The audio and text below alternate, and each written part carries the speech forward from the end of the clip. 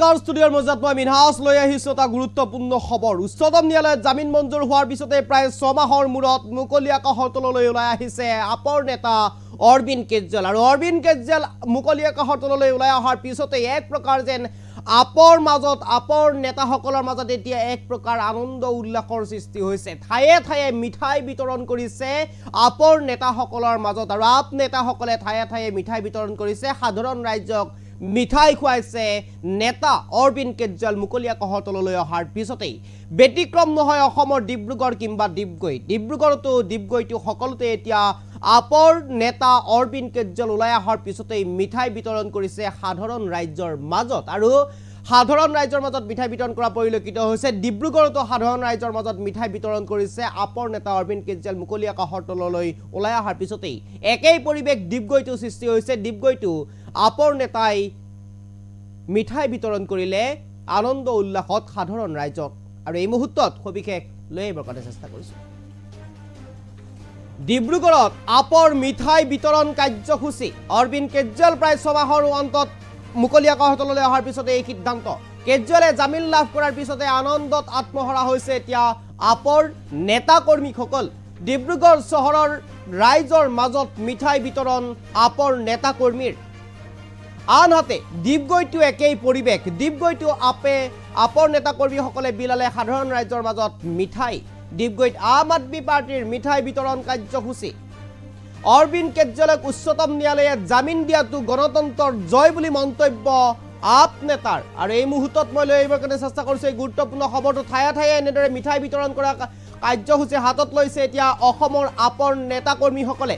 আৰু আপৰ নেতা কৰ্মীসকলে এনেদৰে ডিব্ৰুগড়তো এনেদৰে মিঠাই বিতৰণ কৰা পৰিলক্ষিত হৈছে। এক প্ৰকাৰ যেন আপৰ নেতা অৰবিন্দ কেজৰিৱাল ওলাই অহাৰ পিছতেই মুকলি আকাশৰ তললৈ ওলাই অহাৰ পিছতে এনেদৰে এতিয়া মিঠাই বিতৰণ কাৰ্যসূচী ৰূপায়ণ কৰা হৈছে। অৰবিন্দ কেজৰিৱালক উচ্চতম ন্যায়ালয়ে জামিন দিয়াটো গণতন্ত্ৰৰ এক প্ৰকাৰ জয় বুলি এওঁলোকে উল্লেখ কৰিছে।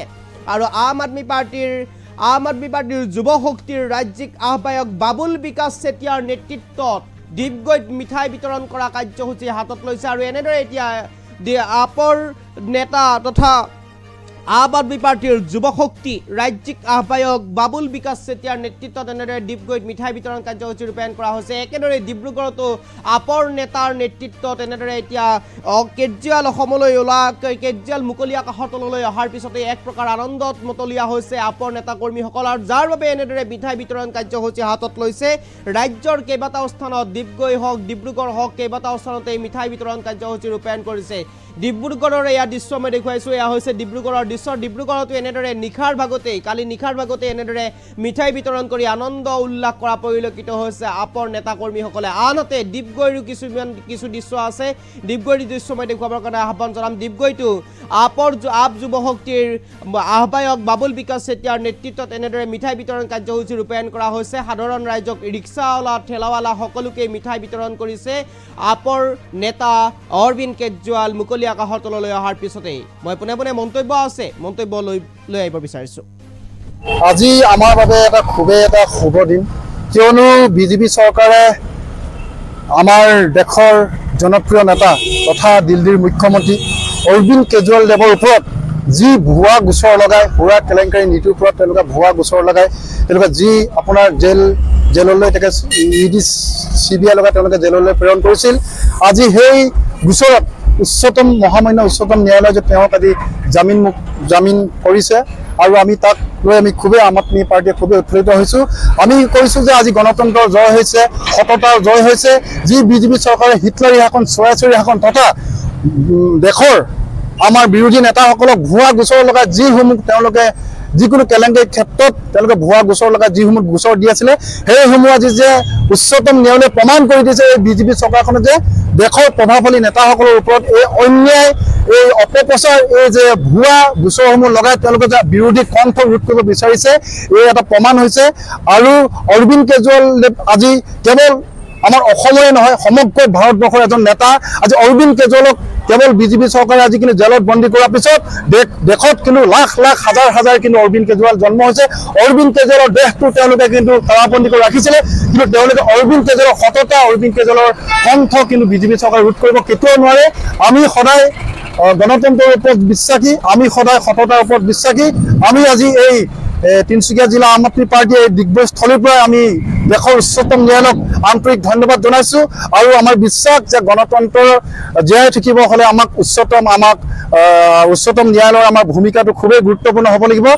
আমি তাক লৈ আজি খুবেই সুখী হৈছোঁ। সেইকাৰণে আজি আমি ডিগবৈ মাছমজিয়াত আমি পথচাৰীসকলক আৰু দোকানসমূহত আমি মিঠাই বিতৰণ কৰি আজি আমি আনন্দ হিচাপে আমি আজি দিনটো উলহ মালহেৰে পালন কৰিছোঁ।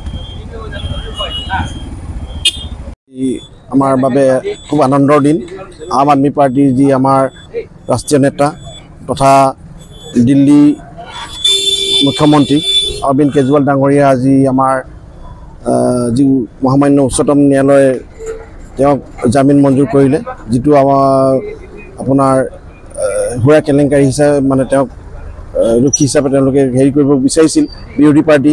আজি বিজেপি চৰকাৰে তেওঁক যি বন্দীশালত বন্দী কৰি থৈছিল, কিন্তু আজি আমাৰ উচ্চতম ন্যায়ালয় মহামান্য উচ্চতম ন্যায়ালয়ে তেখেতক আজি বেলৰ ৰায়দান দিলে। গতিকে আমি নথৈ আনন্দিত হৈছোঁ। আৰু আপোনালোকে নিশ্চয় গম পায় যে সত্য কেতিয়াও লুকাই নাথাকে, তেওঁ এদিন নহয় এদিন নিশ্চয় পোহৰলৈ আহিবই সত্য। গতিকে গোটেই ভাৰতবৰ্ষৰ লগতে আজি আমাৰ তিনিচুকীয়া জিলাটো আম আদমি পাৰ্টিৰ তৰফৰ পৰা ৰাইজৰ মাজত ক্ষুদ্ৰ এটা আমি মানে আপোনাৰ মিঠাই বিতৰণ কৰিছোঁ। গতিকে যাতে আমাৰ আজি যিটো খুব ফূৰ্তি বা আনন্দ ৰাইজৰ মাজত আমি প্ৰকাশ কৰিছোঁ।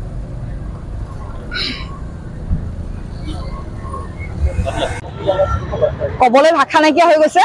আজি আমাৰ আম আদমি পাৰ্টি সকলোৱে অতিকৈ আনন্দৰ দিন, যিটো দিনৰ কাৰণে আমি আজি 6 মাহৰ পৰা বাট চাই আছিলোঁ। আজি দিনটো আমি পাইছোঁ আৰু আমি পালন কৰিছোঁ। আজি মিঠাই বিতৰণ কৰিছোঁ। আপোনালোকেতো গম পাইছে তেওঁ কিমান ষড়যন্ত্ৰ কৰি নানা ধৰণৰ মানে দুখ জাপি দি তেওঁক বিনা দুখত জেলত ভৰাই থৈছিলে। আৰু তাৰ আজি কোৰ্টে হেৰি কৰি দিছে যে ৰাজনৈতিক মানে এটা হেৰি কৰি বিভিন্ন ধৰণৰ মানে দুখ মানে খুচৰি মুচৰি ৰাইজৰ মানে ৰোষত পৰিছে বুলি ভাবি তেখেতক ফচাই মেলি জেলত ভৰাই থৈছে।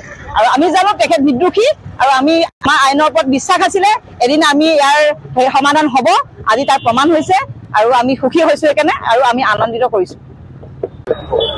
আজি আমি ডিব্ৰুগড় আম আদমি পাৰ্টি সৈনিক হিচাপে আমাক গৌৰৱ অনুভৱ কৰিছোঁ। আজি 6 মাহ ধৰি আমাৰ অৰবিন্দ কেজৰিৱাল ছাৰ জেলত সোমাই থকাৰ কাৰণে আমি কিছুমান সাংগঠনিক কাম আগবঢ়াব পৰা নাছিলোঁ। টক শ্ব'টো আমি গ'লে আমাক কিছুমান পাৰ্টি সদস্যসকলে আমাক কৈছিলে তহঁতৰ মেইনজনেই জেলত সোমালে, তহঁতৰ কি কাম আছে। আজি আমি গৌৰৱেৰে কওঁ ক্লিন চিট আপোনাৰ তেখেতসকলে দোষী সাব্যস্ত কৰিব নোৱাৰিলে। আৰু আজি অৰবিন্দ কেজৰিৱাল মুকলি আকাশত কোনো দাগ নোহোৱাকৈ ওলাই অহাৰ কাৰণে আমি গৌৰৱ অনুভৱ কৰিছোঁ। আৰু আমি আম আদমি পাৰ্টি হিচাপে এটা সাধাৰণ পাৰ্টি আৰু এটা সাধাৰণ জনতা হিচাপে আমি গৌৰৱ কৰোঁ। আৰু আম আদমি হৈ আমি অনাগত দিনত আৰু দুগুণ উৎসাহেৰে কাম কৰিম বুলি আপোনালোকক কথা দিছোঁ। আৰু আমি আজি বহুত নথৈ আনন্দিত হৈছোঁ। সেইকাৰণে আজি আমি মিঠাই বিতৰণ কৰিছোঁ যাতে অনাগত দিনত আমি অসমত আম আদমি পাৰ্টি স্থাপিত কৰিব পাৰোঁ।